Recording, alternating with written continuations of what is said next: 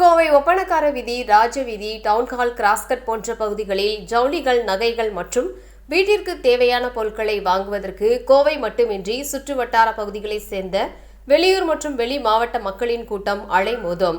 இதனால் இந்த பகுதி எப்பொழுதும் மக்கள் கூட்டம் மற்றும் வாகன நெருக்கத்தால் நிரம்பி வழியும். எனவே இந்த பகுதியில் போக்குவரத்தை ஒழுங்கு செய்வதற்கு போக்குவரத்து போலீசாருக்கு சவாலாக இருக்கும். இந்த நிலையில் பெரிய கடை வீதி செல்லும் பாதையில் உள்ள பள்ளிவாசலுக்கு பின்புறம் மற்றும் பின்புறத்தில் பிளாட்பாரத்தில் சாலையோரம் கடைகள் அமைத்து சிறு வியாபாரிகள் விற்பனை செய்து வருகின்றனர். இது அந்த பகுதியில் ஏற்கனவே நெருக்கடியை ஏற்படுத்தி வரும் நிலையில் தற்போது அங்கு ஒருவர் சாலையின் பெரும் பகுதியை ஆக்கிரமித்து தள்ளுவண்டி கடை போட்டுள்ளார்.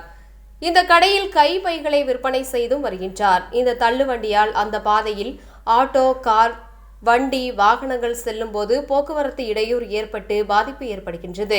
பொதுமக்கள் கடந்து செல்வதற்கும் மிகவும் சிரமப்படுகின்றனர். நோ பார்க்கிங் பகுதியில் நிறுத்தி போக்குவரத்து இடையூறு ஏற்படுத்தும் வாகனங்களுக்கு அபராதம் விதிக்கும் காவல்துறையினர் பெரிய கடை வீதி சாலையில் நடுவே தள்ளுவண்டி வியாபாரம் செய்வதற்கு அனுமதி அளிப்பது எப்படி என்று பாதசாரிகள் கேள்வி எழுப்புகின்றனர். மேலும் பண்டிகை காலம் நெருங்குவதால் கூட்ட நெரிசல் அதிகரிக்கும்.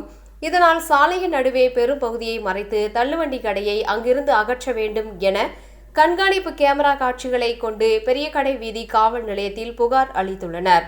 உடனடியாக அங்கிருந்து அந்த கடையை அகற்றி நடவடிக்கை எடுத்தால் மட்டுமே அந்த பகுதியில் ஏற்படும் போக்குவரத்து நெரிசலை தவிர்த்து பொதுமக்கள் தாமதமின்றி கடந்து செல்ல முடியும் என்பது அனைவரின் கோரிக்கையாக உள்ளது.